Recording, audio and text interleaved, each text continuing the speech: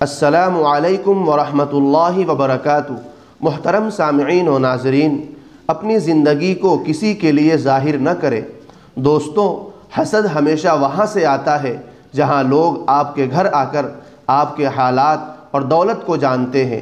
کوئی آپ کو نقصان نہیں پہنچا سکتا جب تک وہ آپ کے گھر کی تفصیلات نہ جانتا ہو۔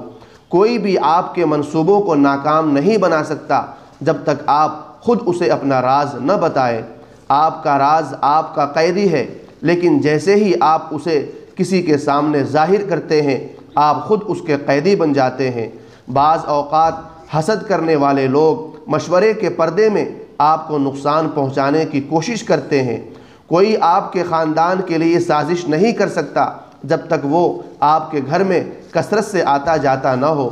کوئی بھی آپ کی کمزوریوں کو نہیں جان سکتا جب تک وہ آپ کے قریب نہ رہا ہو۔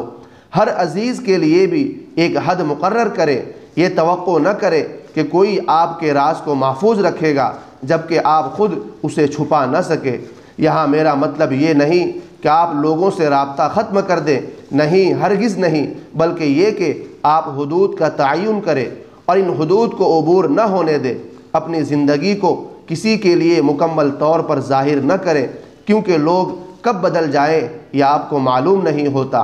جو لوگ کبھی آپ کے دل اور سکون کا سب سے بڑا ذریعہ تھے، وہی لوگ کبھی آپ کے لیے خوف کا سبب بن سکتے ہیں، کیونکہ آپ نے ایک وقت میں اپنی کمزوریاں، راز اور خود کو ان کے حوالے کیا تھا۔ اپنے راز کو اپنا قیدی بنائیں اور اپنے گھر کو محفوظ رکھیں۔ کسی کو اپنی فیملی کے ساتھ بے تکلف ہونے نہ دے، چاہے وہ کتنا ہی قریبی کیوں نہ ہو۔ اپنے گھر کے راز کسی کو نہ بتائیں، اور اگر آپ کو اپنے منصوبے کی کامیابی پر اعتماد ہے، بھروسہ ہے، تو کسی سے مشورہ نہ لیں۔ اپنی خوشی میں اتنا نہ بہہ جائے کہ آپ جو کچھ رکھتے ہیں وہ بانٹ دے، اور نہیں اپنے غم میں اتنا کھو جائے کہ جو کچھ آپ کے پاس ہے وہ ظاہر کر دے۔ اپنے غصے میں اپنی زبان پر قابو رکھے اور اپنی خوشی میں اپنے جذبے پر قابو رکھے۔ آنے والے وقت کو مد نظر رکھے اور حال پر نظر رکھے۔ دوستو، یہ محض ایک نصیحت ہے۔ اللہ ہمیں ان تمام باتوں پر عمل کی توفیق عطا فرمائے۔